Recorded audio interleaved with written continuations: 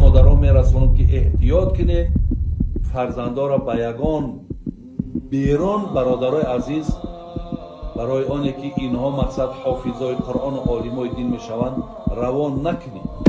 مثل این مرده که عبدالظاهر داعی و مثل ابو عبیدالله متوکل و طور همین ابو یعنی دو سایاتی خدا برکت این رهبر دولت هست.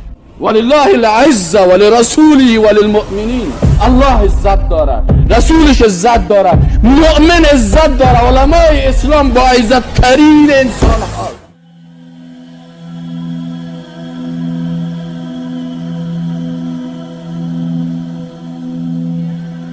از من سوال کردن که حاجی بابا ما امروز امکانیت داریم که بچه هامونا فرزندامونا چچنستان یا داغستان یا مصر یا ترکیه یا دولت‌های عرب برای تحصیل علم اسلامی روان کنیم. همین امکانیت ما پیدا کردگیم. مقصد شما در همین مسئله چی مصلحت ما میدید؟ یعنی مقصد اونا که کدام دولت بروند، کدام مقصد از همین بین همین دولت ها کدامش انتخاب کنیم که مقصد بهتر و خوبتر است. شما فرزنداتون بر این دولت هایی که نام گرفتین روان نکنید. فرزنداتون با این ملک هایی که نام گرفتین روان نکنید. هیچ جای فرزنداتون روان نکنید. هیچ جا روان نکنید فرزنداتون. هیچ جای فرزنداتون روان نکنید. هیچ جا روان نکنید فرزنداتون.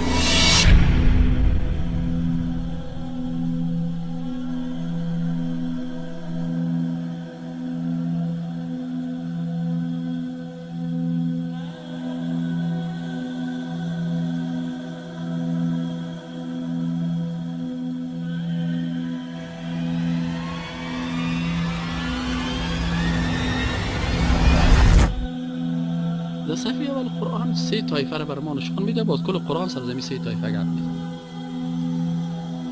انعمت علیهم، مغضوب علیهم، ضالین. بس نیست. اگه می 3 کلمه را فهمیدی مشکل زندگی اسلامی رفع میشه. اگه 3 کلمه را نفهمیدی تا آخر عمر به تکلیف است. ضالین کی بودن؟ مغضوب علیه کی است و انعمت علیهم کی است؟ ضالین کسی است که اخلاص داره، عمل داره، عبادت داره، علم نداره. این یا ضال گمراه شد. نصرانی ها بسیار خوب اخلاص داشت، بسیار خوب تقوا داشتن، بسیار خوب بردبار بودن، بسیار خوب عمل میکردن، لکن علم نداشتن. چون علم نداشت شیطان شرک آورد در بین اخلاصش داخل کرد. پس اخلاص تنهایی تقوای به علم به درد نمیخوره. که تو در درس عقیده نشینی و تو شیخگری بکنی. این یکه. این ضال است تا روز قیامت. کسی که اخلاص میکنه و تقوا میکنه و عبادت میکنه و علم نداره، این خود به خود در ضالین داخل میشه. قرآن میگه کسی که علم داره، خوب عالم است، لنگی سب چی میگه و کالای سفید چی میگه و قیفه چی میگه، ای باز اخلاص نداره، عمل نداره، تقوا نداره، ای باز غضب الله سرش نازل میشه. علم به اخلاص و به تقوا، عالم باشی اخلاص نداره تقوا نشه، غضب الله سرش نازل میشه. چرا ای عالم حق باطل میگه، باطل چی میگه؟ ای علمای یهود بود، ای عالم خوب عالم بودن و تو پیغمبر مشناختن، یعرفونه کما یعرفون ابناءهم. قرآن میگه از بچه خودم که پیغمبر خوب میشناخت، لکن چون تقوا و اخلاص نداشت، علم داشت، غضب الله سرش نازل شد. پس اگر تقوا و عمل و اخلاص داشتی، علم نداشتی، در ضالین داخل میشی، گمراه میشی.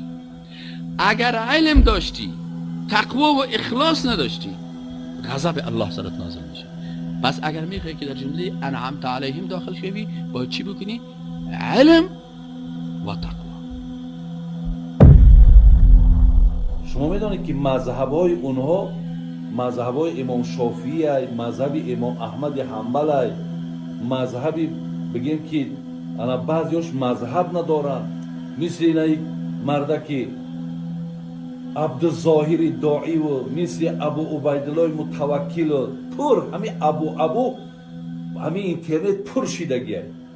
شما گارانتی داده میتونید که بچه های شما جای امینا را پگاه عوض نمیکنن. باز روز قیامت الله حکم میکنه که کی موحد بود، کی مردم به وحدانیت الله دعوت میکنه و کی مردم به شرک